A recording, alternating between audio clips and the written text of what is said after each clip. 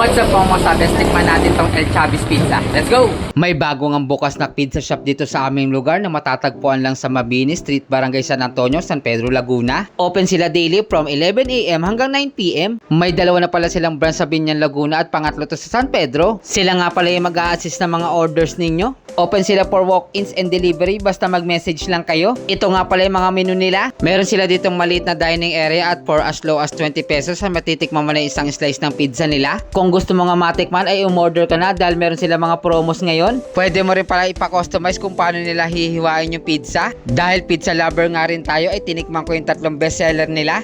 What's up mga masabes? Tikman natin tong El Chavez Pizza dito sa San Pedro, Laguna. Yung overload nila, ayun o, ang daming toppings. Kitang kita yung pagka-cheesy nyo.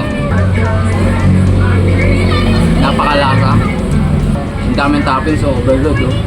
Nanalo, ang daming toppings. Tikman naman natin tong kanilang Hawaiian Delight. Ayun oh. Nakakamiss ba yung ganitong pizza? Yung elementary ko. Ang cheesy rin siya oh. Good siya. Sulit na rin at malasa.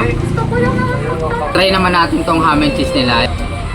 Nagustuhan nga rin ni Mara yung lasa ng pizza nila. Very refreshing naman yung fruit soda nila dito, pati yung iced tea. May tinitinda rin pala sila ditong cheesy baked mac, homemade yema, at yung trending na Dubai Chewy cookie. Kaya kung naghanap ka ng makapal, malasa at nakakabusog na pizza, El Chavez ang choice. At ayun lang, maraming salamat sa panonood.